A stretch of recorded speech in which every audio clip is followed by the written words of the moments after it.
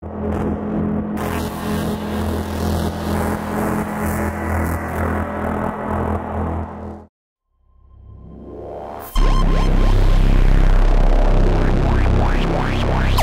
hey Andrew. Hey. Steady State Fate. It's Friday. No, it's not. It's Saturday. Saturday. Oh my god. Okay, it's Saturday. I've lost a day there. Okay, so we've got a new compressor and A new compressor, yep. and a new Stereo VCA and a new stereo filter. awesome. So tell me a bit about them. All right, well the compressor, it's an auto compressor, so that basically means there's no attack and release settings, so it's adaptive depending on the input. So you have one control knob for threshold and ratio, gain with up to plus or minus 17 dB, so it can really get nasty if you wanted to.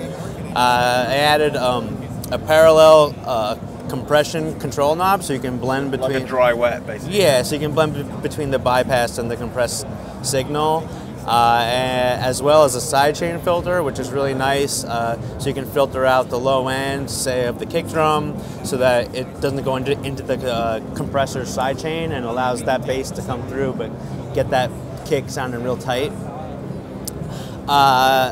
And the VCA. So it's a stereo VCA, it's really high fidelity. You have independent left and right channels, so it can be used in dual mono operation, but there's also stereo controls. Each channel has panning, bias, linear or exponential CV response.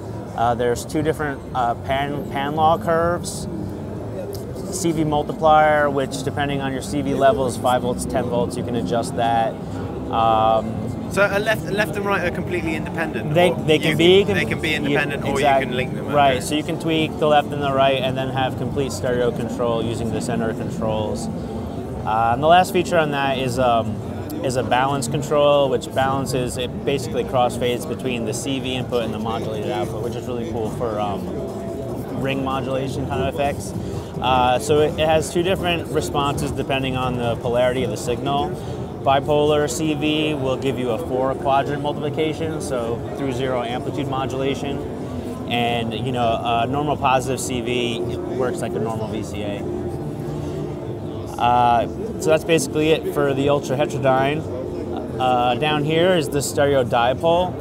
Same idea, where you have dual mono operation or stereo operation. So the stereo frequency controls will control both sides of the filter.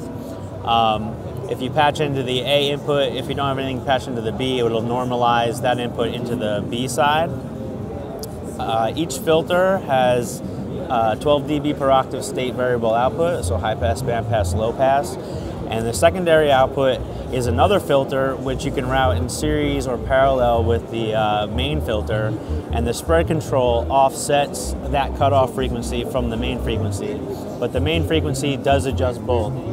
So you can route high pass into band pass, and any combination you. So you can easily get kind of like stereo filtering effects. Right. That sound much wider than. Right. Or you can patch a completely different left and right signal into it.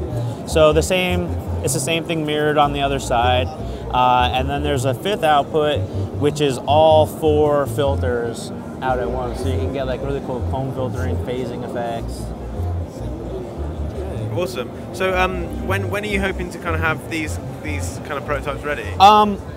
They should be ready later this year. All these modules, including the ones that I showed at NAMM, should be out before the end of the year. Excellent. Andrew, thank you very much. Thank you.